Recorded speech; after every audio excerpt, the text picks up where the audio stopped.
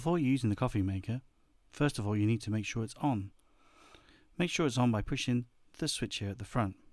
Once you've done that, you take a coffee pod, lift up the lid on the top, place the coffee pod inside and lower the top.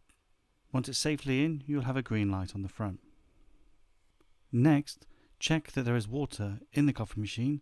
It's located in the panel at the back. If there isn't water in there, all you have to do is take the lid off, refill, put the lid back on and then place at the back of the machine. Now just insert your cup and press the button to start.